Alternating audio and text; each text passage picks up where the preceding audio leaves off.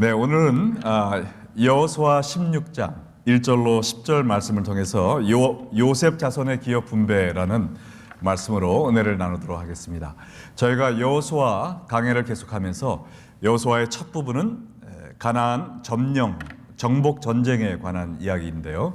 이제 정복 전쟁이 끝난 후에 점령한 그 땅들을 12지파에 나눠주는 이야기가 나오고 있습니다. 그래서 지난주에 제일 먼저 유다 족속들이 자기들의 땅을 기업으로 받는 그 장면을 보았고요. 오늘은 요셉 자손들이 그 하나님이 주신 땅을 기업으로 받는 모습을 보게 되는데, 유다 족속은 12지파 중에서 몇째 아들이었습니까? 유다가요? 몇째 아들이었죠? 넷째 아들이었습니다. 네. 그럼에도 불구하고 장자권을 받아서 가장 먼저 땅을 기업으로 받았습니다. 그래서 영적인 야성을 회복하고 우리가 사자와 같은 유다처럼 우리가 하나님이 우리에게 주시는 영적인 그런 축복을 놓치지 않도록 우리가 더 열심히 기도하고 말씀 읽고 우리가 영적인 굶주림을 가지고 신앙생활 하자라는 말씀을 나눴고요. 오늘은 두 번째 기업을 받는 족속이 나오는데 바로 요셉의 자손들입니다. 근데 요셉은 이스라엘의 12아들 중에 몇째 아들이었는지 혹시 아는 분 계세요? 11번째 맞습니다. 첫째 아들도 둘째 아들도 아니고 다섯째 여섯째도 아니고 12명 중에 11번째 아들이었습니다. 그럼에도 불구하고 이 요셉의 자손들이 바로 두 번째로 하나님이 주신 그 땅을 기업으로 받는 특권을 누렸다는 것이죠. 자, 어떠한 땅을 받았는지 1절로 4절까지 한번 보겠습니다. 요셉 자손이 제비 뽑은 것은 여리고 셈 동쪽 곳 여리고 곁 요단으로부터 광야로 들어가 여리고로부터 베델 산지로 올라가고, 우리가 잘 아는 이름들이 나오죠. 여리고, 베델 나옵니다. 베델에서부터 루스로 나아가 아렉 족속의 경계를 지나 아다롯에 이르고 서쪽으로 내려가서 야블록 족속의 경계와 아래 베도론과 게셀까지 이르고 그 끝은 바다라. 요단강에서 시작해서 바다까지. 그래서 요셉의 자손 므낫세와 에브라임이 그들의 기업을 받았더라. 근데 한 가지 특이한 점이 있는데요. 이 야곱, 그러니까 이스라엘의 아들들이 그 12지파를 이루는데 요셉은 요셉 지파가 없습니다. 요셉의 아들인 므낫세와 에브라임이 그 두 지파를 이뤘다는 것이죠. 하나님이 요셉을 얼마나 사랑하셨으면 요셉 한 지파만 이루는 것이 아니라 그 아들 둘이 두 지파를 이루어서 다른 지파에 두 배의 복을 받는 그러한 축복을 얻게 되고, 그리고 이 땅을 나눌 때도 예수님이 오실 그 유다 지파 다음으로 두 번째로 땅을 얻게 되는 특권을 가졌단 말이죠. 우리 지도를 보시면은요, 이 므낫세와 에브라임이 받은 땅이 얼마나 큰지 또 볼 수 있습니다. 저 왼쪽 밑에 보면은 이 사해로부터 지중해까지가 지난주에 본 우리 유다 족속이 받은 땅이었고요. 근데 그 위쪽으로 그 요단강 중간에서부터 지중해까지가 므낫세, 그 밑에가 에브라임. 근데 므낫세가 워낙 족속의 인구가 많았지만 그 므낫세는 이미 요단강 동쪽에 이렇게 큰 땅을 받았었습니다. 그래서 므낫세 땅과 에브라임 땅을 합하면 유다 족속이 받은 땅보다도 훨씬 더 넓은 그러한 땅. 네, 그리고 이 북쪽으로 갈수록 땅이 더 좋아지거든요. 기름지고 옥토입니다. 그래서 아주 좋은 땅, 넓은 땅을 하나님께 기업으로 받았다는 것입니다. 자, 오늘 요셉 자손들이 기업으로 땅을 받는 것을 보면서 여러분과 나누고 싶은 두 가지의 진리가 있습니다. 첫 번째는 뭐냐면 하나님이 함께 하시는 축복의 조상이 되자라는 것입니다. 한번 따라해 볼까요? 하나님이 함께 하시는 축복의 조상이 되자. 요셉 자손들이 다른 지파보다 두 배의 축복을 받은 이유는 그들의 조상인 요셉이 하나님께 축복을 받을 만한 삶을 살았기 때문에 그렇습니다. 창세기 49장에 보면 그 이스라엘 야곱이 변화의 이스라엘이 했는데 이스라엘이 그 아들들에게 어떤 복을 받을 것을 쫙 얘기하는 장면이 나오죠. 근데 요셉에게 또 그의 자손들에게 뭐라고 이야기했는지 25절과 26절 보면 이렇게 나와 있습니다. 내 아버지의 하나님께로 말미암나니 그가 너를 도우실 것이요 하나님이 그를 돕는 축복을 주었습니다. 전능자로 말미암나니 그가 내게 복을 줄 것이라. 하나님이 복을 주는 그러한 족속이 될 것이다. 위로 하늘의 복과 아래로 깊은 샘의 복. 위의 복은 하늘의 복이죠. 아래 복은 땅의 복입니다. 영적인 복과 육적인 복을 다 받는 이런 놀라운 약속을 해주시고 젖먹이는 복과 태의 복이로다. 내 아버지의 축복이 내 선조의 축복보다 더 나아서 과거에 이스라엘의 영적 선조들이 받은 그러한 축복보다 더 큰 축복을 누리게 될 것이며 영원한 산이 한없음 같이 이 축복이 요셉의 머리로 돌아오며 끊임없는 무제한 축복을 약속하셨단 말입니다. 그 형제 중 뛰어난 자의 정수리로 돌아오리라. 이 형제들 가운데 가장 뛰어난 요셉의 머리로 이 모든 축복이 임할 것이다 라고 했습니다. 그래서 이러한 요셉에게 부으신 축복이 고스란히 누구한테 내려갔습니까? 요셉의 자녀들한테 내려간 거죠. 그래서 므낫세와 에브라임이 자기들은 한 일이 별로 없지만 자기 조상이 하나님께 받은 축복을 고스란히 물려받아서 두 번째로 가장 넓고 또 옥토인 그 땅을 기업으로 받은 것입니다. 여러분들 가운데서도 여러분의 믿음의 조상들이 쌓아놓은 축복을 누리고 계시는 분이 있다고 믿습니다.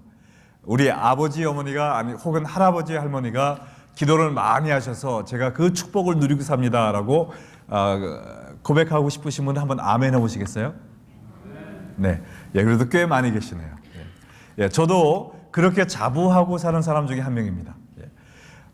왜냐하면 저희 할아버지가 여러분 뭐 제가 벌써 이야기했지만은 일제 시대 때 충청도 부여에서 가장 먼저 예수를 믿으시고 미국 선교사를 모시고 우리 할아버지 집에서 교회를 시작하셨어요.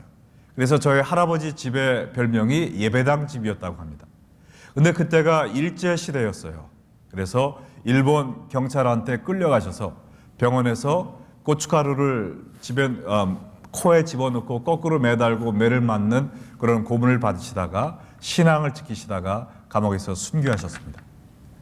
저희 할아버지의 7남매가 있었는데 그 중에 막내 아들이 저희 아버지였어요. 저희 할아버지와 아버지는 나이 차가 많이 있으셨죠. 근데 저희 아버님이 어렸을 때 부흥회 가서 국민학교 3학년 때 은혜를 받으시고 통성기도하며 회개하고 주님과 정말 독대하면서 부르짖는 그런 기도를 하셨는데 기도를 끝나고 나니까 사흘 밤이 지났다는 거예요. 믿어지십니까? 국민학생이 사흘 동안 쉬지 않고 잠도 자지 않고 먹을 것도 먹지 않고 하나님과 기도하면서 성령 체험을 하신 거죠. 그리고 50년 동안을 부흥회를 거의 하루도 빠지지 않고 다니시면서 저한테 말씀해 주신 것은 하루에 3번씩 설교를 하시는데 설교 전에 설교 후에 또 아침에 일어나셔서 하루에 7번씩 저를 위해서 또 우리 아버지의 모든 자녀들을 위해서 50년 동안 기도했다라는 말씀을 항상 해주셨어요. 저희 아버님은 하나님의 부르심을 받고 천국에 가셨지만 지금도 LA에는 저희 어머님이 저의 가장 큰 백입니다. 그래서 하루에 2시간에서 3시간씩 우리 가정을 위해서 또 우리 교회를 위해서 여러분들을 위해서 쉬지 않고 1년에 40일 이상 금식하시면서 기도를 하고 계세요. 그래서 저를 아는 사람들은 이렇게 얘기합니다. 강 목사는 보면은 특별한 게 하나도 없는데 하나님이 이상하게 축복을 해주시는 것 같다. 저는 대답합니다. 맞는 말이라고. 저는 정말 잘난 게 하나도 없는 사람입니다. 남에 비해서 열심도 부족한 것 같아요. 그럼에도 불구하고 저의 가정을 하나님이 돌봐주시고 정말 여우 같은 아내, 토끼 같은 아이들, 네, 그리고 정말 하나님이 이끄시는 교회, 또 이렇게 훌륭한 우리 교우들과 함께 주님을 섬길 수 있다는 것이 저에게는 너무나도 분에 넘치는 축복을 받은 것을 저는 날마다 경험하고 삽니다. 이것은 제가 잘나서 무슨 일을 잘해서 그런 것이 아니라 저희 부모님의 또 조부님의 흘리신 피와 눈물의 기도 때문에 하나님께서 불쌍한 정말 부족한 저를 이렇게 돌봐주고 계신 것으로 믿습니다. 여러분 가운데 나는 왜 그런 아버지, 그런 할아버지 할머니가 없었을까라고 좀 안타까워하시는 분이 있을지 모르겠지만 여러분, 축복의 조상을 갖는 것보다 더 큰 축복이 있습니다. 뭔지 아세요? 내가 그러한 축복의 조상이 되는 것입니다. 설사 나의 조상들이 잘못 살아서 이런 저주의 사이클이 우리 가정에 들어온다 할지라도 나 한 명이 주 앞에 회개하고 돌아서므로 말미암아 우리 가정에 축복의 강이 흐를 수 있습니다. 여러분 대로부터 여러분 후손에 있는 모든 자손들이 정말 저 가정은 하나님이 함께해 주시는 가정이야. 부모님의 눈물의 기도, 하나님을 향한 끝없는 헌신 때문에 저 아이들을 저렇게 지켜주시고 모든 일이 하나님께 영광 올라가는 저 가정을 보면 하나님이 살아계신 것을 의심할 수가 없어 라는 말을 듣는 그러한 축복의 가정을 여러분을 통해서 이루실 것을 믿으십니까? 정말 그러면은 이 요셉과 같은 하나님이 함께 하시는 축복의 조상이 되면 되는 겁니다. 요셉을 보면은요, 우리가 한 번만 이 단면적으로 요셉의 삶을 볼 수 있는 것이 창세기 39장 2절과 3절 또 23절을 보면 요셉의 삶을 엑기스를 보여주고 있습니다. 한번 같이 읽어볼까요? 시작. 여호와께서 요셉과 함께 하심으로 그가 형통한 자가 되어 그의 주인 애굽 사람의 집에 있으니 그의 주인이 여호와께서 그와 함께 하심을 보며 또 여호와께서 그의 범사에 형통하게 하심을 보았더라. 간수장은 그의 손에 맡긴 것을 무엇이든지 살펴보지 아니하였으니 이는 여호와께서 요셉과 함께 하심이라. 여호와께서 그를 범사에 형통하게 하셨느니라. 똑같은 이야기가 3번 나옵니다. 첫 번째 3번 나오는 건 뭐예요? 하나님이 그와 함께 하셨다. 그러므로 그의 삶이 뭐하더라? 형통하더라는 것입니다. 요셉의 삶은 이게 전부예요. 하나님이 그와 함께 하심으로 그의 삶이 형통하였더라. 젊은 나이에 청소년 그 17의 나이에 하나님이 주신 꿈을 받았습니다. 그 꿈을 나눴을 때 그의 삶이 어떻게 됐죠? 여기서는 형통하였다 그랬는데 형제들한테 배반을 당하고 애굽에 팔려갔어요. 근데 성경은 형통하였도다 얘기합니다. 애굽에 내려가서 보디발 집에서 일을 하였어요. 하나님이 함께 하셨습니다. 하나님의 말씀대로 살았습니다. 죄의 유혹이 와도 성적인 유혹에 빠지지 않았어요. 그리고 내가 어떻게 하나님께 범죄할 수 있습니까? 하면서 충성으로 봉사했습니다. 그 결과적으로 형통하였다 그랬는데 어디로 갔습니까? 보디발 집에 일하다가 어디로 갔죠? 감옥에 갇혔어요. 근데 성경은 형통하였도다 얘기합니다. 감옥에 들어가서도 거기서 간수장이 모든 일을 요셉한테 맡길 정도로 믿음이 가는 사람이었습니다. 그리고 거기서 떡 맡은 관원장, 술 맡은 관원장이 꿈을 꾸었을 때 해몽해주고 그들에게 사역을 했어요. 위로를 해줬습니다. 격려를 해주었어요. 그래서 형통하였도다. 근데 어떻게 됐습니까? 그 사람들한테 배신당했습니다. 그 사람들이 잊어버렸어요. 꺼내주질 않았습니다. 2년 동안 감옥에 처박혀 있었습니다. 이게 웬일입니까? 하나님이 함께 해주신 거는 알겠는데 점점 인생이 밑빠진 정말 소용돌이 속으로 곤두박질 쳤는데 성경 말씀은 형통하였도다, 형통하였도다, 형통하였다 합니다. 여러분들, 이 인간의 눈으로 보는 형통과 하나님의 눈으로 보는 형통은 다르다는 것입니다. 인간의 눈으로 볼 때는 내가 계속 무너지는 것 같아요. 망해가는 것 같아요. 그러나 그것을 통해서 하나님께 쓰임받을 수 있는 거룩한 하나님의 백성으로 준비되는 과정이라면 그것은 형통하는 것임을 믿으시기 바랍니다. 아멘이 더 크게 나올 법한데요. 예. 여러분이 막 열심히 일했는데도 막 비즈니스가 쓰러져 갑니다. 예. 너무나 속이 상해요. 가난하게 살아요. 고생을 합니다.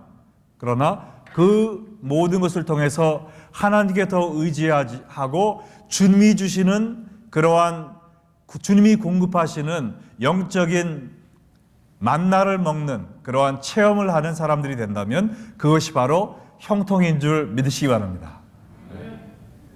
요셉의 삶은요, 점점 땅바닥으로 꺼져가는 저 지하실로 떨어지는 그런 삶이었지만 한 번도 하나님을 배반하지 않았다는 것이죠. 어려움이 닥칠 때마다 하나님과 계속 동행했습니다. 하나님이 인간의 눈으로 볼 때는 자기 자신을 버리고 잊어버린 것 같았지만 그럼에도 불구하고 내가 어떻게 하나님을 배반할 수 있습니까? 하나님께 범죄할 수 있습니까? 하고 맡은 일에 충성을 다하고 선하고 의로운 삶을, 하나님을 기쁘시게 하는 삶을 살았습니다. 그때 인간의 눈으로 볼 때는 저 사람은 계속 이래 망해가는 집이야 라고 볼 수 있었지만 그 과정을 통해서 하나님의 때가 됐을 때 쨍 하고 해뜰 날이 들어왔어. 감옥에서 온 애굽의 두 번째 높은 총리가 되어서 그 모든 과정을 통해서 애굽 사람들을 살리고 자기의 가족을 살릴 수 있는 정말 하나님의 귀한 일꾼으로 쓰임받게 되었다는 것이죠. 여러분도 축복의 조상이 되기 원하십니까? 그러면 내가 잘 살고 내가 더 승진하고 성공하고 그러기 위해서 약삭빠르게 어느 길 가는 것이, 어느 쪽에 줄 서는 것이 나한테 도움이 될까? 그러한 생각을 하지 마시고요. 지금 이 자리에서 하나님이 원하시는 게 뭘까? 하나님을 기쁘게 하는 것이 뭘까? 비록 내가 이 일을 함으로 남들보다 더 처진다 할지라도, 내가 더 손해를 본다 할지라도 하나님이 함께 하시는 사람이 되기 위해서 주여 제가 어떻게 해야 되겠습니까? 이 한 가지만 물어보며 그것을 붙잡고 나아갈 때 우리의 인간의 눈으로 볼 때는 망해가는 것 같지만 하나님의 눈으로 볼 때는 형통하는 삶을 살아서 우리 자신도 하나님께 귀하게 쓰임받을 뿐만 아니라 나의 자손들이 이 므낫세와 에브라임처럼 요셉의 자손이란 그 이유 하나로 감당할 수 없을 정도의 축복을 받는 그러한 자손들이 될 줄로 믿습니다. 하나님이 함께 하시는 축복의 조상이 되는 여러분 되시기를 주의 이름으로 축원합니다. 두 번째 여러분과 나누고 싶은 진리가 있는데요. 그게 뭐냐면은 세상을 사랑하는 저주의 조상이 되지 말자는 것입니다. 따라해 보겠습니다. 세상을 사랑하는 저주의 조상이 되지 말자. 자, 이제 요셉의 자손 므낫세와 에브라임이 받은 그 땅 전체를 이야기하고 16장 후반부에서는 에브라임이 받은 땅을 먼저 얘기하고 그리고 17장에 가서 므낫세가 받은 땅을 이야기합니다. 5절로 8절에 보면 에브라임이 받은 땅이 쫙 나와 있잖아요. 8절에도 에브라임 자손의 지파가 이걸 받았다라고 이야기합니다. 근데 한 가지 좀 이상한 게 있어요. 므낫세와 에브라임 중에 누가 형입니까? 므낫세가 형이죠. 근데 에브라임이 먼저 땅을 받았어요. 므낫세는 그 뒤에 받았습니다. 좀 이상하지 않으세요?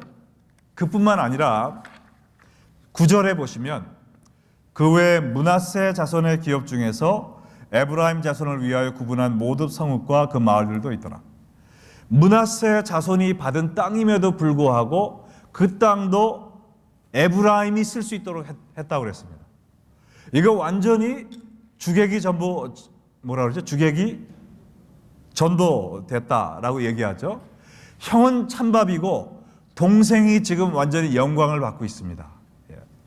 므낫세가 뭘 잘했다고 에브라임이 뭘 잘했다고 이런 대접을 받습니까? 에브라임이 한 게 하나도 없거든요. 그러나 이것은 야곱이 그 이스라엘이 축복한 예언의 열매입니다. 48장 창세기 48장 14절, 18절과 19절에 보면 이스라엘이 요셉의 자손들을 위해서 기도할 때요, 오른손을 펴서 차남 에브라임의 머리에 얹고 왼손을 므낫세의 머리에 얹으니 므낫세는 장자라도 팔을 엇바꾸어 얹었더라. 그의 아버지에게 이르되 요셉이 아버지 왜 이러세요? 므낫세가 장자니까 므낫세한테 오른손을 놓으시고 에브라임에게 왼손으로 축복해 주세요 하였더니 19절에 이스라엘이 허락하지 아니하며 이르되 나도 알아 내 아들 요셉아 나도 안다. 그 형인 므낫세도 한 족속이 되고 크게 될 건데 그의 아우 에브라임이 더 크게 될 거야. 그의 자손이 여러 민족을 이루게 될 거야 라고 축복하며 예언한 그 그대로 된단 말입니다. 지금. 그래서 이 에브라임은요, 북이스라엘, 나중에 이스라엘이 북이스라엘과 남유다로 나눠졌을 때 10족속이 북이스라엘에 속했는데 그 중에 가장 강한 민족이 되었어요. 그래서 구약에 보면 이스라엘이라고 그랬다가 에브라임이라고 그랬다가 이스라엘이라고 그랬다가 에브라임이라고 그랬다가 북이스라엘 10부족을 대표하는 이름으로 에브라임이라는 일을 많이 씁니다. 그 이름을. 가장 12지파 중에 가장 축복받은 지파예요. 왜냐하면 가장 축복받은 요셉의 두 아들 중에 더 축복받은 사람이니까 에브라임처럼 이러한 놀라운 축복을 받은 지파는 없습니다. 그런데요, 이 에브라임이 큰 실수를 합니다. 그 당시에는 작은 것처럼 보였지만 너무나도 큰 실수였어요. 여호수아 16장 10절을 같이 읽어보겠습니다. 시작. 그들이 게셀에 거주하는 가나안 그 다음 슬라이드. 여호수아 16장 10절이 지금 제가 빠뜨렸나 보네요. 죄송합니다. 제가 빠뜨렸나 봐요. 근데 여러분 성경 아까 앞쪽으로 죄송합니다. 앞쪽으로 넘겨주셔서 10절 한번 더 읽어보겠습니다. 세 번째 슬라이드에 보면은 요 다음 거 제일 앞에 세 번째 거 한번 보세요. 제일 앞쪽에 타이틀 전에 여기 있습니다. 자, 10절 한번 같이 읽겠습니다. 그들이 게셀에 거주하는 가나안 족속을 쫓아내지 아니하였으므로 가나안 족속이 오늘까지 에브라임 가운데 거주하며 노역하는 종이 되니라. 하나님은 분명히 뭐라고 명령하셨어요? 이 가나안 땅을 너희한테 주면 이 가나안 모든 족속을 전멸시키든지 아니면 쫓아내라고 그랬습니다. 왜요? 이 가나안 백성들은 우상을 섬기는 족속이었어요. 그러므로 얘네들을 쫓아내지 않으면 그 사람들한테 물들어서 우상을 섬기고 하나님을 배반하는 족속이 될까봐 다 쫓아내라고 그랬어요. 근데 이 에브라임 자손이 하나님이 그렇게 좋은 땅을 주었음에도 불구하고 그 땅은 다 차지하고요. 그 땅에 보니까 건장한 가나안 사람들이 있거든요. 이 사람들이 있으면은 우리가 굳은 일 안 해도 되겠네. 힘든 일 이 사람들 다 시키면 되겠네. 잔머리를 굴리기 시작한 것입니다. 하나님의 말씀과 자기의 생각을 놓고 저울질을 하기 시작한 거예요. 그래서 하나님의 말씀을 불순종합니다. 그렇게 많은 축복을 받고도 하나님을 경외하지 않고 하나님을 정말 깔보는 그런 행동을 한 거죠. 하나님이 이렇게 얘기하셨지만 내가 하고 싶은 거 할 거야 하면서 이 가나안 족속들을 종으로 부리면서 쫓아내지 않았어요. 이 사람들이 나한테 얼마나 큰 도움이 되는데 왜 쫓아내? 하면서 그거를 자기가 justify 하면서 하나님을 불순종한 것이죠. 그래서 어떻게 되는지 아십니까? 이 에브라임은 우상 숭배의 대명사가 되었습니다. 얼마 안 되는 이 종들이라고 깔고 왔겠지만 그 사람들한테 물들어서 이 에브라임과 이스라엘 북왕국이 완전히 우상 숭배에 물들어 버렸습니다. 여러분, 이스라엘의 첫 왕이 누군지 아세요? 솔로몬이 죽은 후에 남왕국은 누가 다스렸습니까? 르호보암. 북왕국은 누가 다스렸죠? 여로보암. 네. 여로보암이 어느 족속 사람일까요? 에브라임 족속 사람입니다. 에브라임 족속 사람이에요. 근데 이 여로보암이 사실 아무것도 아닌데 솔로몬의 아들인 르호보암으로부터 하나님이 10족속을 떼어내서 그 사람한테 줬어요. 얼마나 큰 축복과 특권을 받았습니까? 그러나 이 여로보암이 자기 동네에 있는 이 종들로부터 우상 숭배하는 걸 배워가지고 자기가 이스라엘의 첫 왕이 돼서 산당에다가 금송아지를 세웠던 것입니다. 성전에 금송아지를 세워놓고 우상을 숭배하기 시작했어요. 하나님이 얼마나 진노하셨는지 모릅니다. 그리고는 사랑의 매도 때리시고 선지자들 통해서 여러 번 경고하셨지만 열왕기상 13장 33절로 34절에 보면 이렇게 나와 있죠. 그 뒤로 다시 돌아가겠습니다.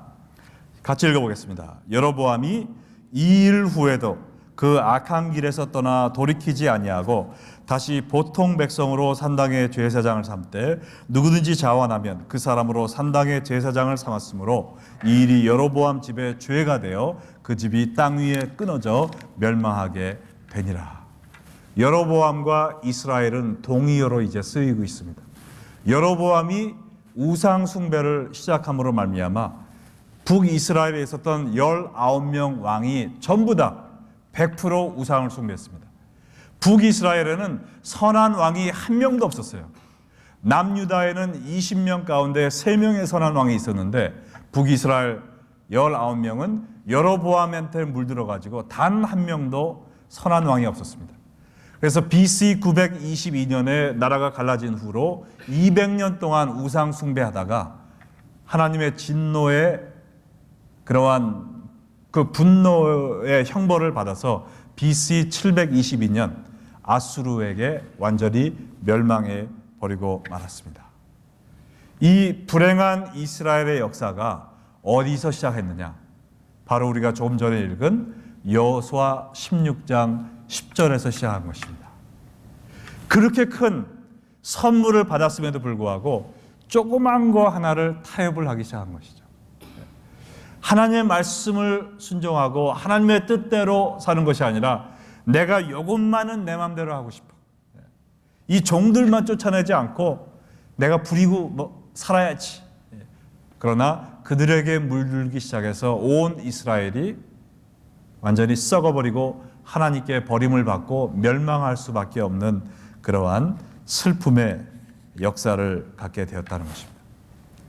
여러분, 우리도 오늘 우리의 선택에 따라요, 축복의 조상도 될 수 있고 저주의 조상도 될 수 있습니다.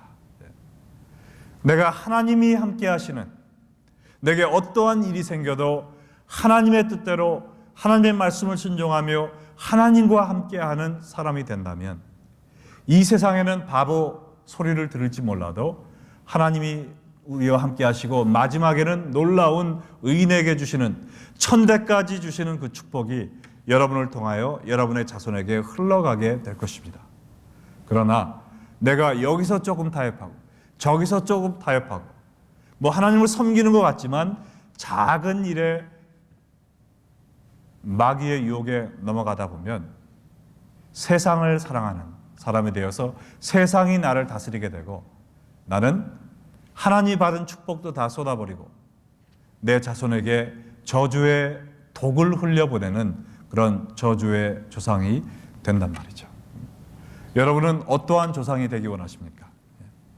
이 세상의 것을 다 움켜쥐기 위해서 하나님과의 이러한 헌신과 말씀과 하나님과의 관계를 타협하고 희생하는 삶을 사시다가 저주의 독을 자손들에게 흘려보내는 삶을 사시겠습니까? 아니면 내가 이 세상에서 조금 손해본다 할지라도 하나님과 함께하는, 하나님의 말씀만 붙잡고 사는 사람이 되기 위하여 몸부림침으로 말미암아 하나님의 때 하나님이 들어 써주시고 나를 통하여 내 자손들이 천대만대의 축복을 받는 귀한 의인의 자손이 되는 그것을 선택하시겠습니까? 여러분, 여태까지는 어떻게 살아오셨습니까? 하나님이 함께 하시는 축복의 조상으로 살아오셨습니까? 아니면 세상을 사랑하는 저주의 조상으로 살아오셨습니까? 근데 한 가지 좋은 소식을 전하고 마친다면 하나님은요, 우리가 여태껏 아무리 저주의 조상, 하나님을 배반하고 세상을 사랑하는 그런 삶을 살았다 할지라도 우리를 버리지 않는다는 사실입니다. 우리를 포기하지 않으신다는 거예요. 끝까지 우리를 기다리신다는 겁니다. 마지막 호세아 11장 8절 다 같이 읽겠습니다. 에브라임이여 내가 어찌 너를 놓겠느냐, 이스라엘이여 내가 어찌 너를 버리겠느냐, 내가 어찌 너를 아드미같이 놓겠느냐, 어찌 너를 스보임같이 두겠느냐, 내 마음이 내 속에서 돌아서 나의 긍휼이 온전히 불붙듯 하도다. 우상을 섬기고 하나님 가슴에 대못을 박는 에브라임과 이스라엘을 보면서 하나님의 심정이 이 나쁜 놈 너는 좀 뜨거운 맛 좀 봐 하고서 매를 드시는 것이 아니라 그들이 형벌을 받게 될까 봐, 그들이 하나님으로부터 완전히 끊겨질까 봐 그의 긍휼이 온전히 불붙듯 한다고 그러셨어요. 200년 동안을 인내하셨습니다. 그것처럼 우리가 지금 죄악 가운데 살고 세상과 타협하며 아무도 모르는 죄악을 저지르며 살고 있을 때 하나님이 몰라서 그냥 놔두는 게 아니란 말이죠. 하나님이 지금 그의 불붙는 것 같은 긍휼로 우리를 인내하고 계시는 것입니다. 돌아와라 지금 얘기하고 계시는 것입니다. 네가 저주의 조상이 되지 말고 축복의 조상이 되어라. 나와 함께 살아라. 내 뜻대로 살아서 너를 통하여 축복의 가문이 될 수 있도록 요셉과 같은 삶을 살아라. 우리에게 다시 한번 기회를 주고 계시는 것입니다. 여러분, 어떠한 삶을 사시겠습니까? 이제껏 하나님과 함께하는 축복의 조상을 살지, 축복의 조상으로 살지 못했다 할지라도 오늘 이 시간 다시 한번 하나님은 우리에게 기회를 주십니다. 주여, 제가 세상을 사랑하는 저주의 조상이 아니라 하나님과 함께하는 축복의 조상이 되는 삶을 살기 원합니다. 제가 회개하고 돌아오니 주여 저를 불쌍히 여겨주시옵시고 제가 정말 하나님과 동행하며 하나님의 말씀만 붙잡고 사는 사람이 되어서 주님께 쓰임받고 또한 저희 자손들에게 하나님의 축복을 대대로 물려줄 수 있는 그러한 복된 삶 살게 하여 주시옵소서. 간절히 기도하시는 여러분 되시기를 주의 이름으로 축원합니다.